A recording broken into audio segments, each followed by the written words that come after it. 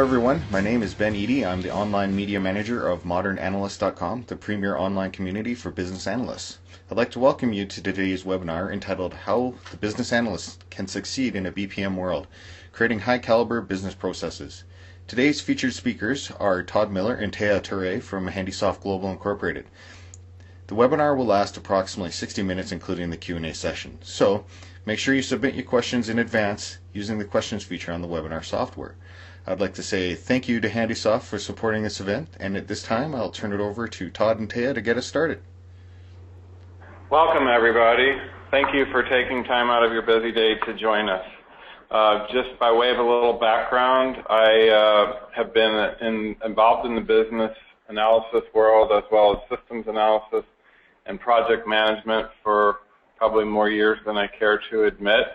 But I think it has brought tremendous amount of helpful experience, which hopefully we'll be able to reveal to you today. That's probably enough about me. How about you, Thea? Hi, everyone. I've actually been in the information technology sector for over about 15 years and have experiences in business analysis, project management, and technical writing. So I actually got my entree into business analysis by doing documentation and the various types of documents needed for business analysis. So that's a little bit about my background. So great. We have a fairly full agenda today, so we're going to try and make sure that we're good at task mastering and stay on track, but wanted to start with a topic of the whole notion of the rise of the business analyst in the BPM solutions world. As I stated before, I have been involved in system work for quite some time now, and back in the old days, systems analysts basically were tasked with the responsibility, many of those responsibilities which ultimately have folded into the business analyst task list. The difference that I see today with the modern analyst is that when in the days of systems analysis, generally speaking, the systems analyst represented the IT organization and not necessarily making any value judgment on good or bad. It's just a fact of life that someone that worked in the IT organization came at it with a slightly different perspective, and I think in many cases with a understanding of the tools that were available at the time, and perhaps limited the possibilities based on a deep knowledge of what the tools were capable of and of course what they weren't capable of. So we went through the realm of the systems analyst, and then eventually we went on to business process reengineering, and there again that usually was represented by someone from the IT side, and both Tay and I have lived in the IT side, so by no means are we making any slight on the IT, but we think that in the role of the business analyst, that the role has changed significantly as the technologies have unfolded, and I think we both are in agreement. I'll let Tay speak for herself, but I think we're both in agreement that the business analyst has wonderful opportunities today to look at the solution development process from an entirely different perspective. So the business analyst of today probably much better represents the business community. Frequently, they live in the business side of the organization, and some organizations, business analysts are in grouped in a category within the IT organization, but generally, from my experience, business analysts usually live closer to the business side of the organization than they do the IT side of the organization, and they generally are given the charter to represent or to be the translator, if you will, between the two worlds of business and IT.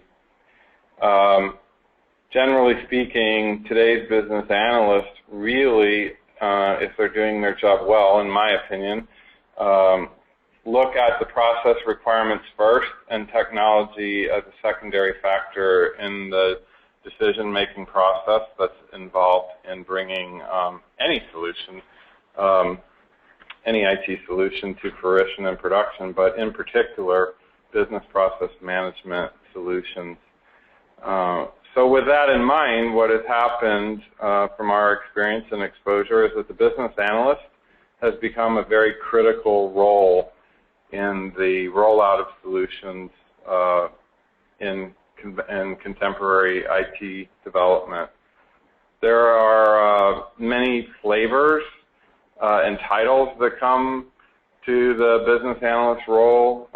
Six Sigma, certainly, process improvement, time and motion, the clipboard people of the past have kind of resurfaced, and to a certain extent, business process reengineering anew, though, and with an entirely new take and slant. With that have come several certifications as well as bodies of knowledge. For example, the business analysis body of knowledge, which is similar to the business analyst role that the PMBOK or the project management body of knowledge is from PMI, which brings me to, I think, a critical point. We're frequently getting the question, well, I have a project manager, or if I have to have a project manager, why do I need a business analyst? Or the corollary, if I have a business analyst, why do I need a project manager? Can't one person fill both roles? And while it is possible for one person to fill both roles, on a larger project, those are two completely necessary disciplines, and to do them well, I think, from my perspective, they really need to be separate roles. And Tay, if you want to jump in here and tell me your opinion of the situation. Yeah, I think a lot more companies and organizations are starting to realize the value and the differences between the two, which has been probably part of the reason why there's been a rise in business analysts as a separate field, and I, for one, am glad that they're starting to break that out. And as you mentioned, there's a similar for the project managers as there is for the business analysts. In addition to that, they also now have, and some of you who are listening may be members of these organizations, the Certified Business Analyst Professional or the CBAP, and also professional organizations like the IABA, the International Institute of Business Analysis. So I do think some of the soft skills are similar, which is why on smaller projects they probably can sort of live together, but definitely, like you mentioned, on larger projects, they really are two different things. And as you mentioned, as part of the business analyst being a representative for the business community, that's not necessarily the role of the project manager. Right. So they very much, there's very tight, or needs to be a very tight relationship between the business analyst and the project manager. There's no doubt about that. Absolutely. They're both ultimately going to be held accountable for the success or failure of the initiative. But there is enough work on a large project that each of those roles needs to be, from our perspective, staffed individually. So with that in mind, I'd like to go into the next topic in our planned discussion, which is what are the skills and requirements that are we see as necessary in a business analyst today.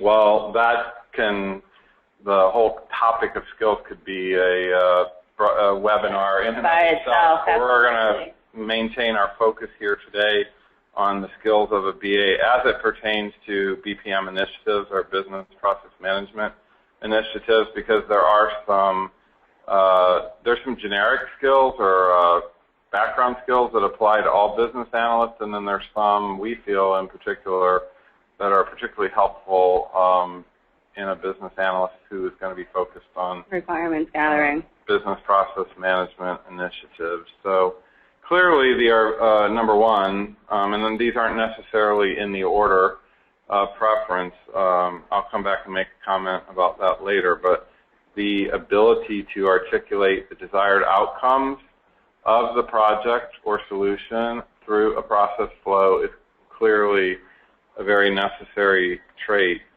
To give you an example of how this manifests itself from my experience on numerous projects that I've done in the BPM world, I typically start a joint application development session with a question or statement about the process that we are gathered in the room to discuss. And I frequently ask the question, by a show of hands, can everyone in the room who understands the process that we're here to discuss, can you please raise your hand? And almost unanimously, every hand in the room will go up. And so then I say, okay, fine, then your next assignment shouldn't be challenging. If you all understand the process, I'm going to break you up into 4 groups. I call it my 4 corners exercise, because generally most rooms I'm working in have 4 corners. And I put a flip chart and markers in each corner and try to divide them up across skill sets into 4 teams, or 3 if it's a small room, small audience. And I give them whatever's appropriate, 15 or 20 minutes to diagram the process. And usually from the very beginning, they start having struggles because one person will state that they believe the process is A, another one says, no, it's really like this. So after the amount of productive time has passed, I ask them to then turn around and present their process diagram to the room and explain the process as they understand it. And whether you know or not, what actually ends up happening is, as though there are 4 corners in the room, I generally will end up with potentially 6 to 8 different diagrams of the process, because even those smaller teams amongst themselves cannot agree what the process is. Right. And the point of this exercise is to demonstrate that everybody thinks they understand the process, but in reality, it's a rarity to find anyone even one person in the room that clearly understands the process from end to end. And it sets the stage for then very productive conversations on, and that's, by the way, that is just focused on what the process is today, not what it should be, necessarily in the future. But it's a good learning exercise, and people quickly learn that while they think they know the process, in actual fact, seldom do you really know it. So another skill or trait that's really necessary for a BA is the ability to converse in both worlds. And by that I mean the technical world as well as the business world. Frequently the BA finds themselves in a role where they are the translator between the business requirements versus technical capabilities. Business people, by and large, don't really necessarily want to hear the details of the technology. They just want what they want. And so the ability for a single individual to live happily in both worlds, is a very necessary skill. So Teo, why don't you come up with the next trait then and offer your insight into that? So I think another really good requirement trait for a business analyst would be mastering the art of cooperation and compromise, especially where you're going to be working with multiple business units, possibly for an integration project. There's going to end up being some compromise there. And even on smaller projects, there's definitely going to need to be some compromise in terms of possibly the requirements and time frame, delivery, maybe between the business and the technical folks in terms of what the solution is going to be given the time frame. So as a business analyst, that is going to be one of the, or we think it's one of the interesting requirements of being able to kind of control that compromising situation and sort of help it along and promote cooperation between the two. Okay, thanks. Then intense listening skills. This is not unique to business process management initiatives. This is applies across the board to solution development in general. One of the ones that I frequently discover that seems to occur occur more in business, a situation that occurs more in business process management design sessions is what I would call where the BA needs to be a guru on body language. You very often in business process management initiatives have a cross-cultural, meaning cross-disciplinary, maybe is a better term, team assembled to discuss these requirements in a way that maybe have never been discussed in that enterprise before. And quite often, you will notice that various body language, if you're astute to that and sensitive to that, you'll notice people either over-participating, not participating, both of which can manifest later to be significant problems to a business process management solution initiative. So you really need to strive for inclusion and make sure that everyone's views and opinions are expressed verbally to the audience at large. And while I'm on that subject, another real key skill, I believe, for business analysts is to create what I would call a safe environment. Right. So that everyone's views and opinions are considered valid until there's a reason why they're proven otherwise. And usually that's driven by a business reason, not a personality issue.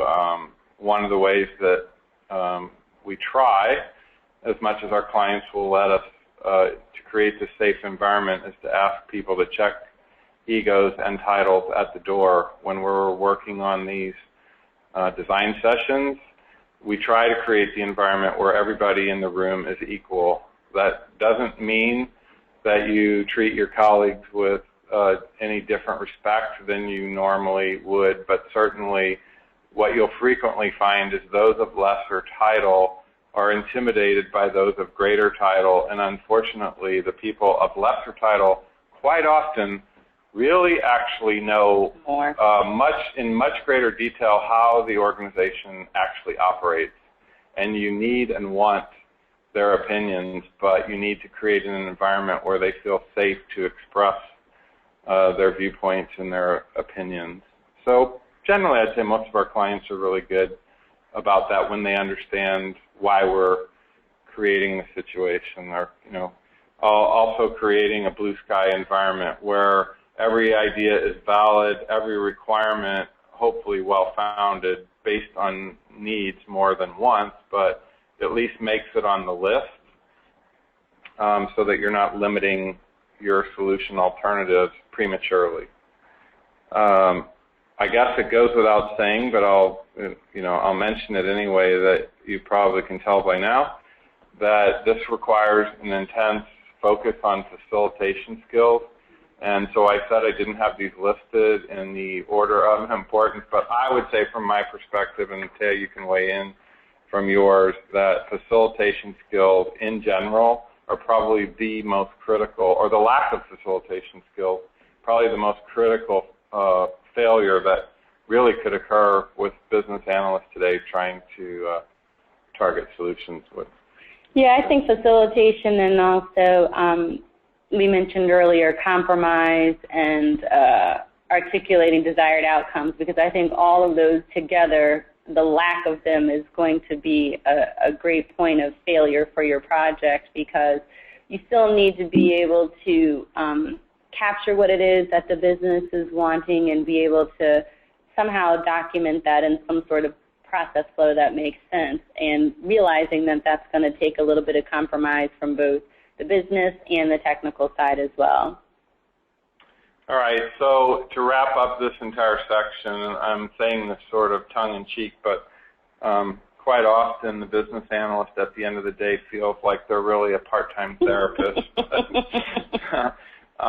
And I really don't mean to be too facetious about that, right. But it can be very exhausting, but by the same token, done well, it is a very, very rewarding sort of occupation.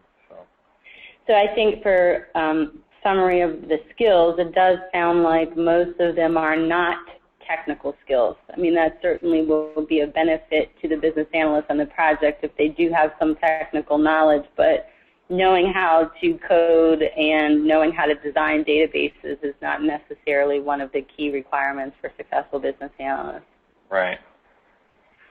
All right, so we've talked about the rise of the need for the role, and we've talked about the skills. The next thing we want to talk about is a little bit about methodologies in general, but specifically their importance within a business process management initiative.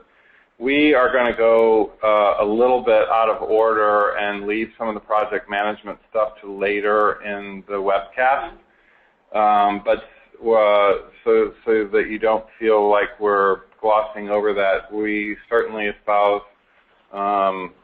following project management best practices, PMI methodologies, PMP certifications, so on and so forth.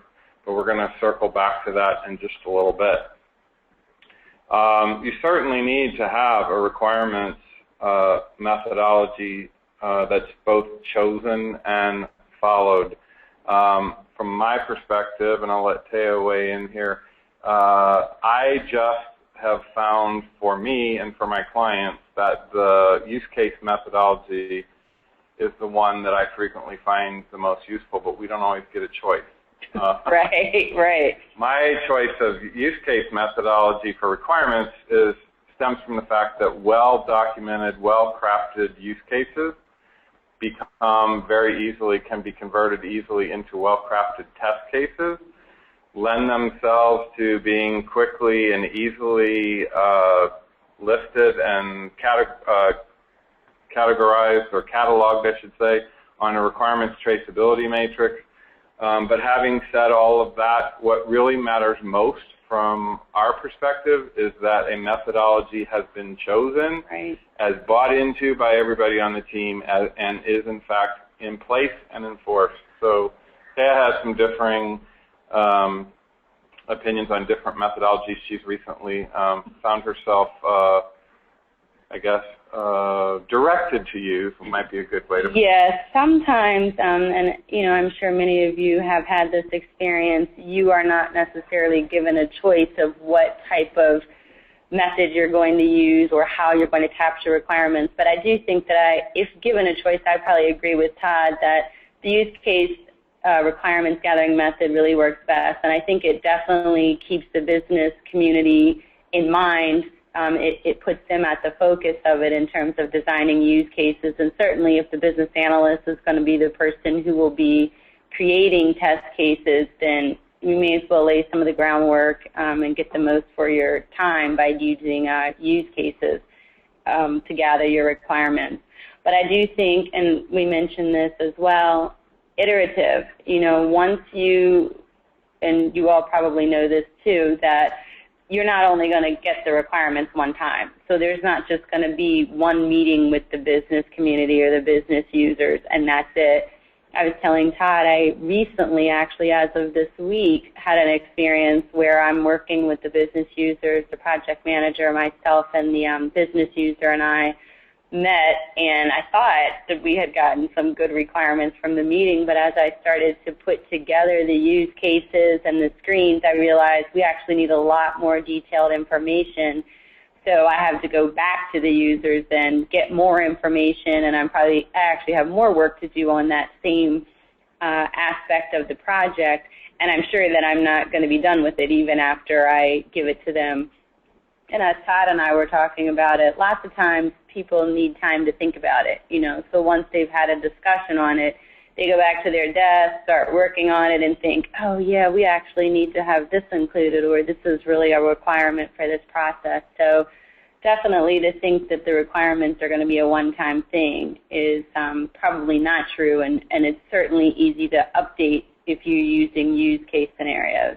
All right. So I would just add to that that's certainly to be expected, very normal, and certainly nothing to be ashamed of. I just think it actually indicates that real work is actually being achieved. So, well, in our last topic, sort of on the whole methodology section, is whether you choose it to be SDLC to stand for System Development Lifecycle or Software Development Lifecycle, it doesn't really matter. It can apply, equally to either. But here again, the key point is there should be one in place, and if you don't know what it is, you're going to be in trouble. You need to ensure that there is one in place, and that, most importantly, that it gets followed. Right. So, all right. Well, I'm going to take us to the next topic and let Taya take over then about what questions should I be asking the business users.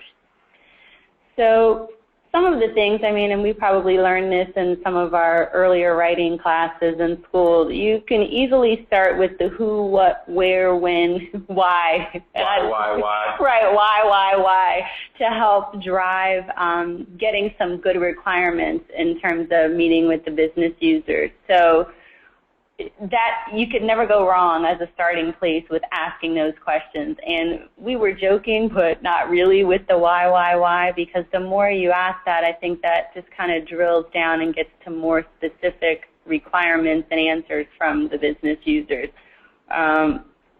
So that definitely isn't going to be a bad thing for you. Right. So actually, I've just remembered that I forgot one of my most critical, what I consider the most critical traits, which was I wanted to mention the intensely inquisitive. Yes. If you're going to be a really successful BA, then you really need to, in your nature, in your character, in your being, you really just need to be intensely inquisitive. Right. And I think there's actually a real advantage in some business analysts that have less experience in the domain that they're practicing in, because it drives the intensely inquisitive nature to get to the why. And it's not because they're being a pain or they're striving to be difficult to work with or to get along with. It's because if they're doing their job correctly, they really do need to understand why, because it separates the needs from the wants, and also allows a full understanding of how you can actually improve upon performance and not fall into that trap of automating the current process just because it's the way we've been doing it for 20 years. Right. So sorry for interrupting. No, that's okay. That's fine. I think another question that we as business analysts should be asking the users is, and this one is really key, how is success defined? So how are we going to know if we were successful with this project, not just because we were able to throw it out into production in 6 weeks or less? That's not a measure of success. And a good place to start with that is the key performance indicators, or the KPIs. How are we going to determine it? Have we, if you don't know what the key performance indicators are, that would be a good place to start. If you are familiar with the key performance indicators, then the project manager may have some ideas or thoughts on how are we defining success. Is it because we've been able to decrease our service level agreement from 1 day to 5 hours, or we're able to monitor, or I wouldn't say monitor, but track, say in a customer service environment, we're able to track our progress with our customers to more completion, or whatever it is. You need to find those things out very early on in the process, because otherwise you're not going to know where you're going with it. And also, these metrics, the as-is metrics, you really want to strive to find ones that are institutionally accepted. Right.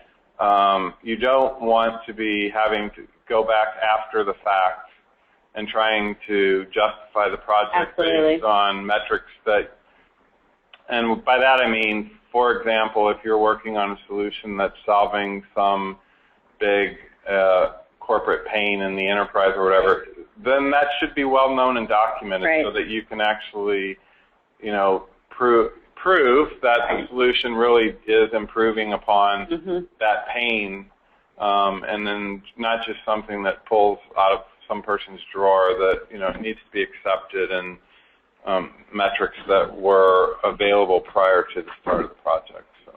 Accepted, and I'm going to go one more and say signed off on, if you can get it, because then that way they won't say they didn't know anything about it, they didn't read that part of the document, they actually signed off on it, so they know. Right. And frequently they're in the form of like spreadsheets, reports, but like reports that are reviewed weekly in, executive management meetings, so on and so forth. That's what you're after. Right. You can't really measure where you've gone if you don't know where you started from, I guess is the point. Right. And you will be asked to prove that your solution absolutely has improved, and it has to be tangible, quantifiable. Absolutely. It can't be just, gut feeling. Yeah. All right, so that pretty much wraps up that section. So now that we've talked about the rise of the role, the skills, the methodologies, the questions, the next topic is what should I be looking for in a BPM platform environment to basically support these initiatives. So I'll start by saying the ability to model alternative proposals or propositions is absolutely key. You are not, despite how well your JAD sessions go, you're not going to be able to come up with a perfect solution without trying alternatives. And this is one of the fundamental real beauties of business process management platforms over the old school way of developing software applications where you only got one chance. You had to hope like hell you got it right because you sure as heck didn't have 6 months to redevelop the application. The business process management platforms, state-of-the-art ones anyway, give you the ability to be much more agile, to react to changes in the environment, changes in legislation, changes in requirements, God forbid, So if you don't have the ability to model different alternatives and then be able to test the efficacy of them, one versus the other, then your platform's really, not really providing you the value that you need to be looking at. So so testing the efficacy of those various proposals, and that can be either through simulation runs or, if need be, if you don't have a simulation capability. I'm big on that. I like it. I'm from an OR background, so for me it seems a natural thing to do. But some customers or using various technologies use a very select group of actual test users. Use ones that are selected from the user community to sort of test the various options in a trusted manner, ones that won't go, back to the workplace and say, oh my gosh, you can't believe what they're trying to push on us, right? So they're usually eager to do that, and there is tremendous value from getting input from your user community. Yes, there is.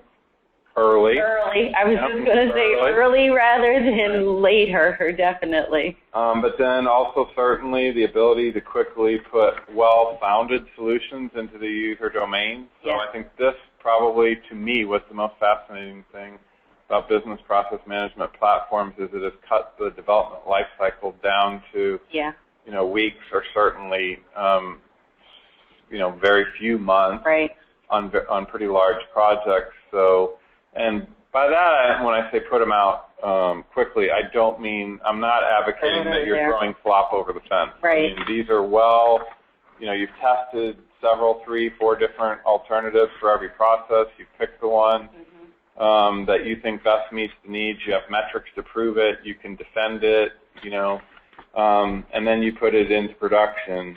So the ability to do that quickly, the ability to modify it quickly and republish or, repush to production is another capability.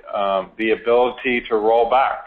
God forbid that despite all your best testing or a misunderstanding of a regulatory change or something or a cancellation of a requirement or a regulatory change, the ability to roll back to a prior version and then to propagate that change through all the affected instances of your business process. Scott, I want to jump in there too in terms of what, especially if we're the business analyst, allowed to have input on a BPM platform. Another thing I think that we should be looking for is capability for it to be business-centric so that the business analyst can do a large portion of crafting the solution as opposed to having to rely totally on IT. Absolutely. By IT, I mean the developers, the database folks. I think that would be another good characteristic of a BPM solution. And here again, no slight on the IT organization. Oh, no. We both live in that world. Absolutely. They're absolutely essential, but they can't always be the focus of every every project. That's every right. Solution initiative. So there's definitely the need for them, but the goal of a good business process management platform is to share the responsibility to a broader audience and basically speed the time to market. Right. Share the responsibilities across the well-crafted team to build well-documented requirements into a showcase solution. I mean, that's what this is all about. So, okay, so now that we have all of that, then the guidance we usually give our clients is basically get it running, get it into get it out there. But don't just get it out there. In the old school way of developing an application, you would get it out there and you're so exhausted in the process of getting out there, the thought of changing it just made you cringe. Yes. Right? So not true. In the BPM world, you have tremendous capability to perfect without grossly changing the availability of the solution to the end users. And without the need to do tremendous retraining. So your platform needs to allow for that, in that regard, and they're out there.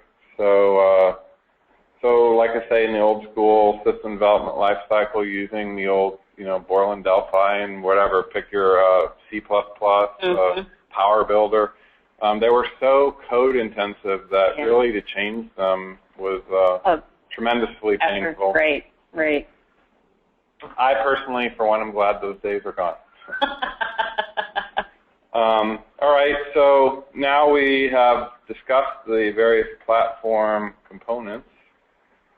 We're going to talk briefly about what you're going to do in your process design to make sure that you're capturing the metrics that are going to prove that that you're making progress. And these, of course, these metrics coming from your new solution will be used to compare to those well-documented, well-blessed, well-accepted metrics that you put together before. So take it away, Taya. Some of the things to consider, and depending on the project, all of these may not need to be considerations, but what's going to be the financial value? So this one, I'm sure, is going to be for every project. So what's going to be the financial gain to the organization or the business?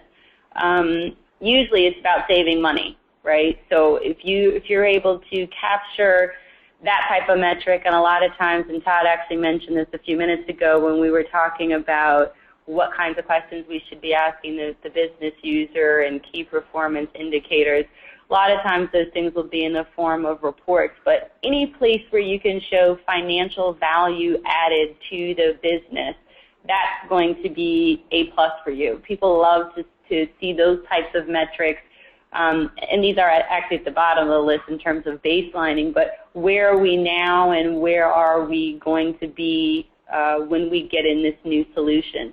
So I do think financial value is probably one that would, or a financial advantage would be for all of the projects. Customer value probably is in there as well, stakeholder value, mission value. So all of those things, how is there going to be value added to the project?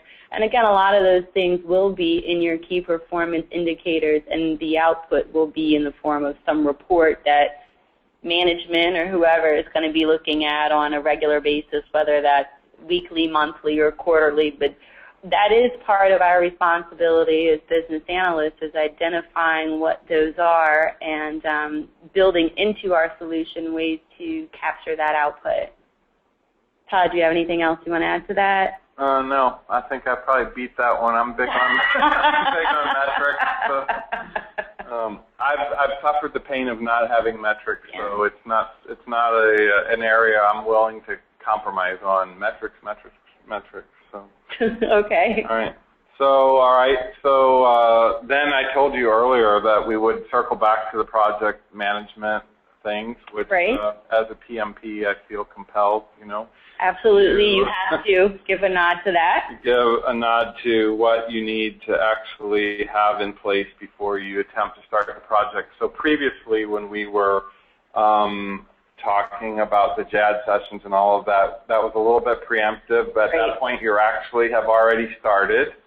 And that's the reason why I said we would hold this to the end and come back to it, because I didn't want to make light of the fact that, in order for the JAD sessions, or Joint Application Development, sorry I didn't define the acronym, to be taking place, that you really have, you've gone through the initiation. So real quickly, before you begin the project, really let's define the term beginning. Does that mean beginning the formulation of the project or the team?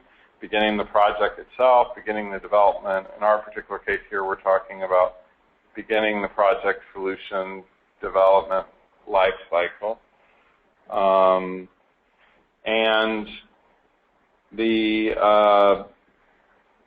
assuming that we're speaking of beginning the project, the PMP, I'm basically just going to ask these questions. Is there a formal project charter? Has the project manager been assigned? Does the project have an executive sponsor? Is there a formal project kickoff plan? Is there a formal project plan? Is there a formal project schedule? Right. And by the way, project plan and project schedule are not the same thing, and that's a whole other webinar in and of itself, but take it for what it's worth, they're not the same. And then last and finally, is there a formal communication plan? I would propose to you that for every one of those questions I asked, for every one of those, that if you got a no answer, you're in trouble. The more no's you have, the more trouble you're in. So that's where the BA, working in concert with the project manager, ultimately are responsible for the success or failure of the project. So it used to be that the project manager was visualized as the conductor of the symphony, and that the team were all the musicians in the symphony. I would propose to you that where we are today and where we're going in the future, there isn't one conductor of the symphony, there's two. There's the VA and the PM, and they both share responsibilities, they both share very valuable skills, and they both will live or die by the success of the project. So, Todd, I want to jump in here because I know that these questions we're talking about are more from a project perspective, possibly from the project manager, but as a business analyst, I'm not necessarily concerned about the first few questions, but I always want to know what's our project schedule, because I want to know when do somebody already think, because a lot of times we come into a situation with time constraints. So even before we started, we haven't even had our meetings. They say, yeah, we need to, we want to have this thing in production in 6 months. So I'm already thinking, asking those questions in the beginning to help me try to figure out and guide some of the other things. Maybe we've got 125 requirements that we've already been committed to. We have to release in 3 months, and there's no way we can get all of those done. So then as a business analyst, then I'm trying to look at what are our mission critical ones for maybe our first phase to get them out there. So I am actually concerned as the business analyst with some of those things, not necessarily all of them. So in conclusion, let me just say that all of them, as a project manager, I consider important, but I'll tell you the one I consider the most important, certainly when you're going into the JAD sessions, is the executive sponsor. Yes. You need the executive sponsor in the room to prove that this project has tremendous visibility. That aids immensely in the body language problems that you have and participation problems that you may have, because otherwise you may be viewed as, well, who does this BA, PM think they are? Right.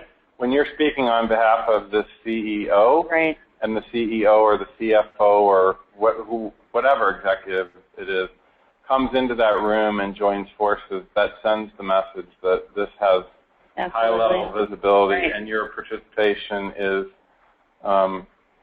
desired, I guess, or even more emphatic than that. So that pretty much concludes what we intended to discuss today, but would now like to turn it back over to our friends at Modern Analyst there and open it up to questions. Okay, well, let's show your question slide here, just so everybody knows that. And can you see the questions there, Todd? I'm 1 second, actually. Yeah, now we can now see them. Yeah. And there's a checkbox that says show answered questions. There's some about just the webinar itself that didn't apply to questions that you have. Let me see if I can close some of the other windows to make that bigger. The problem is the window they're in is very small. Okay, so what we'll do here is... Actually, if you could read them. Yeah, I'll read them off. Be more expeditious way. Okay, so we got... as much as I want to pronounce names, I'm not going to butcher anybody's name, so I'm just going to ask the questions. What all softwares or tools can be used by a business analyst to automate the work? Say that again, I'm sorry? What all softwares or tools can be used by business analysts to automate their work? Oh, well, I guess it depends on whether you're talking requirements, and that certainly there's a number, back in the day, doors, there's rational, requisite, pro, any number of tools, quite honestly. A well-crafted spreadsheet can capture a lot of requirements. So, absolutely. Okay, so the next one is there a specific methodology for the requirement management or for requirement management? There's a specific requirement from my perspective that you have one, but and because that's very important, but which one it is less important than the fact that you do have one and that you're following it. So we mentioned that, use case, both of us feel strongly that use case for our purposes and with all the clients, which for me now at Handysoft is well over 100 clients at this point, over 7 years. It seems to adapt itself most easily to all of the situations, that I've encountered. But, like Taya said, on occasions we have clients who dictate it because it is their standard, and when it's dictated, you live with it. So. Okay. Let's see. How would use cases be used when gathering, reporting, or interface requirements on non-application build requirements? That's a mouthful. Non-application build requirements. I'm not really sure I'm comprehending what the true question is there, but maybe that person could clarify. Maybe we can take another question and have whoever asked that clarify it. And, okay, Tanya, if it's Tanya there. If she could re-ask that question, and we'll get back to that as soon as we can. Now, let's see. Test cases should be prepared before gathering requirements or after gathering requirements. Well, actually, from well-crafted use cases, you'll get your test cases. You basically change the shall statements to does or does not. It's a pass-fail equation. So it is an after. But certainly, there's nothing wrong with considering what your test cases need to be while you're gathering requirements. I mean, a true test of whether or not you have a well-defined requirement is, can you test it? Right. Can you prove that you actually have met that requirement? Okay. So in that essence, it's really kind of both, during and after. But certainly... it couldn't be before. It could, it definitely couldn't be before. During and after. Right. Okay, and we got back from Tanya here. She says, you said you preferred USA case requirements over many other types. How many other use cases used when gathering reporting interface requirements, or how many other use cases? How many different methodologies are there? Or So she's asking how many methodologies are there? Here, I'll try reading it a little, if I can make it flow a little better here. You said you preferred use case requirements over other types. How many use cases used?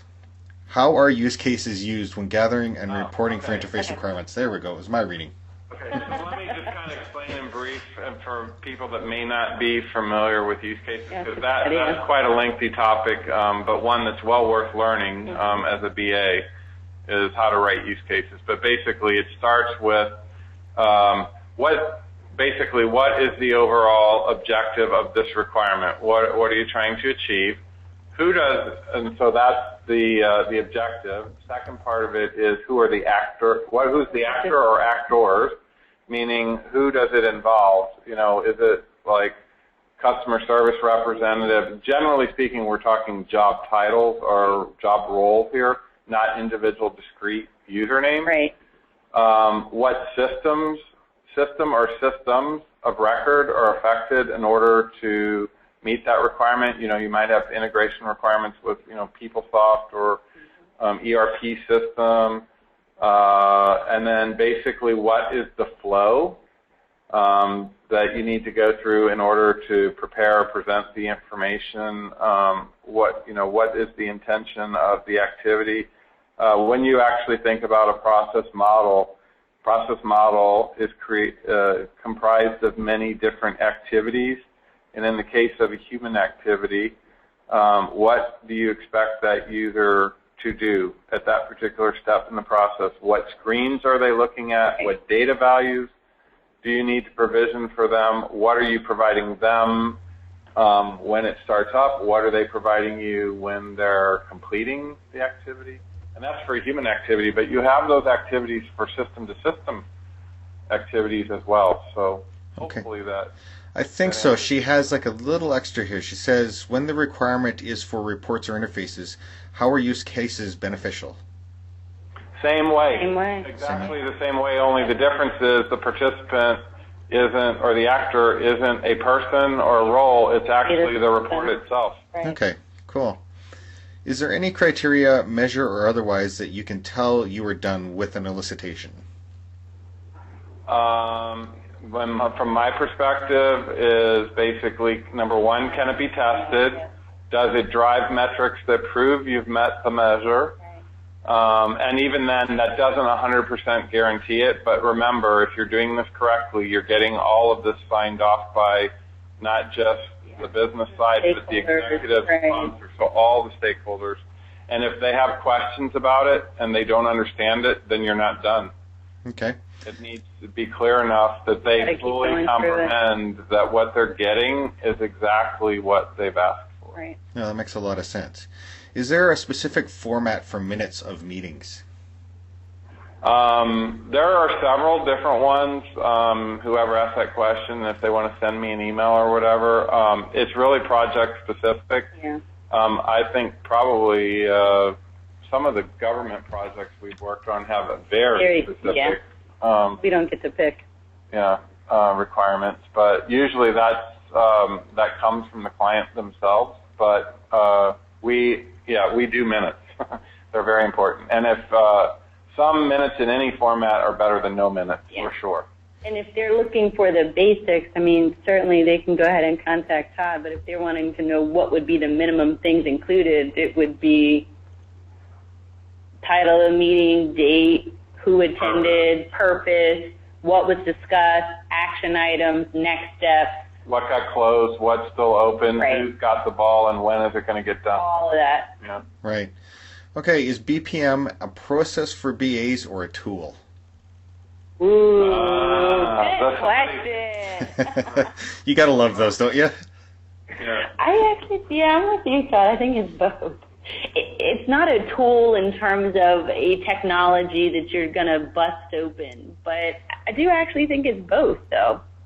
The methodology and the platform or tool. Yeah. Okay, so what are the BPM platforms that you think provide the flexibility to go quickly, to get to production, and aren't as dependent on developers as a coding solution? Okay, well, I guess we have to somewhat recuse ourselves, right? I mean, we happen to work for what we believe is the state-of-the-art business process management platform. So we have to say. So we have to say Bizflow, but, I guess, you need to do your test drive. Right. Yeah. And we feel strongly that the requirements of the tool that we laid out are the measure or make it or break it success of a BPM project. Right. So whichever one you choose, it should have those. make sure that you're getting the capabilities you need. And there's probably other ones really too that we could have expounded on that that are of interest. So. Okay. And how? Oh, go ahead. Okay, so how would you relate the need and duties for a BA in an Agile Scrum methodology, especially since requirements in this methodology appear to be more high level until just before the iteration? That's one that really takes a little bit of thought, but, here again, the project manager in me, it's requirements elaboration at some point. Yeah, they are high level, but that doesn't mean that a business analyst doesn't have a role to play there. I would think the business analyst role would be to try to push them to get from being high level sooner in the process rather than later. Like I know in the case of the project I'm working on, the project manager understands them at a high level as well as I do, but I believe she's looking to me as a business analyst to start asking those questions sooner in the process. Not that either of us necessarily know the answers, but somebody needs to at least start asking the questions earlier, and I would think that would be the role of the business analyst, to start putting it out there sooner so then you can at least start driving down right before the production. Okay, cool. What do you think of agile approaches such as Scrum that seem to avoid planning and scheduling? Well, it's kind of really hard for me to answer this one. In fact, I was going to say I welcome the person or persons who ask these two questions.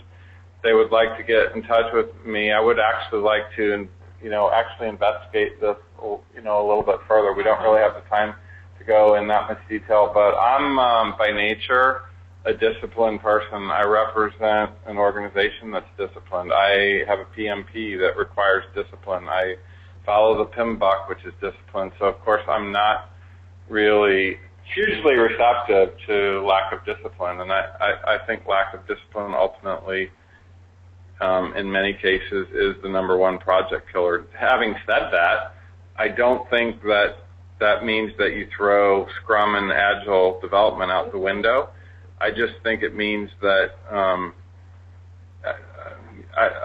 break it into more manageable pieces. Manageable pieces, and that's make sure that you're making tangible progress that's reportable and defendable, that you can actually demonstrate progress and success.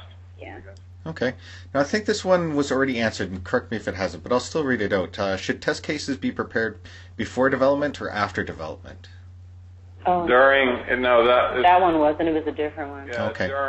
During development, because until you run your test cases and prove that you passed or failed, you can't conclude development until you get passed on every case, or at least have a workaround or a fixed plan for all fails. In most cases, most business clients won't accept failed test cases. Yeah.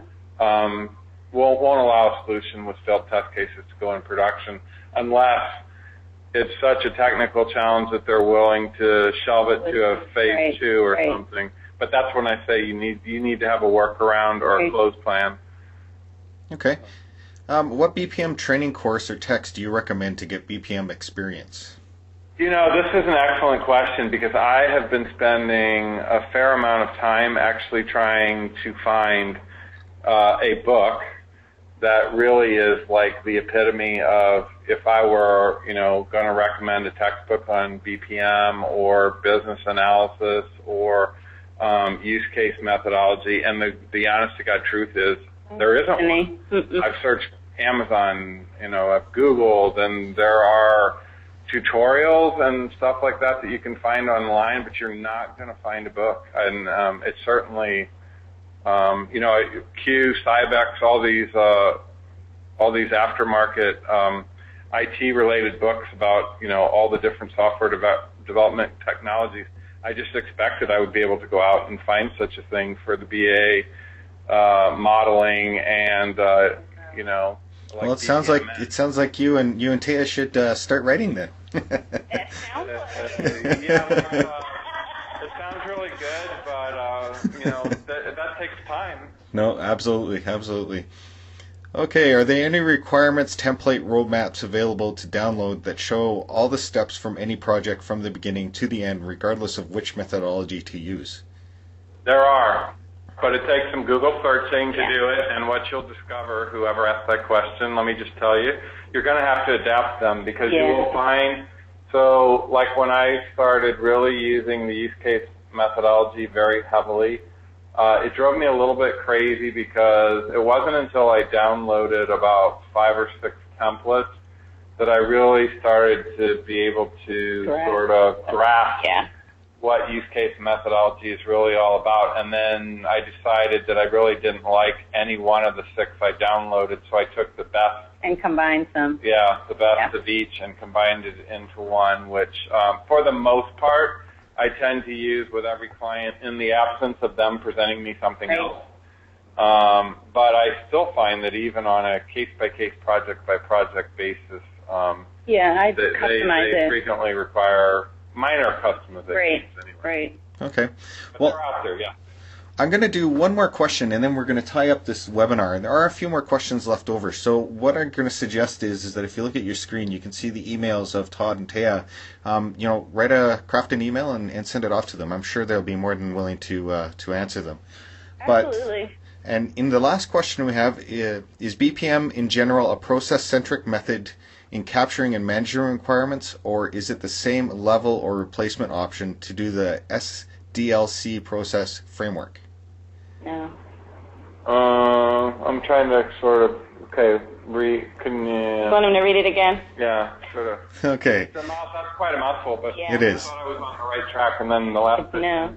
Okay, so is BPM in general a process-centric method in capturing and managing requirements, or is it in the same level or replacement option to the SDLC process framework? Okay, so I think there's some confusion there. No, BPM then is the platform for building the solution, but the requirements methodology is the requirements methodology, which is, in other words, is loosely coupled to like BPM. So in other words, requirements methodology is requirements methodology, whether you're doing BPM, old school application development, web services, cloud computing, whatever. Requirements are requirements, right?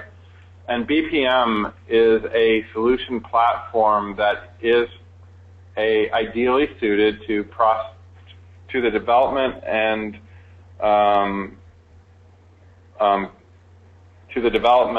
publishing into production of process-based solutions.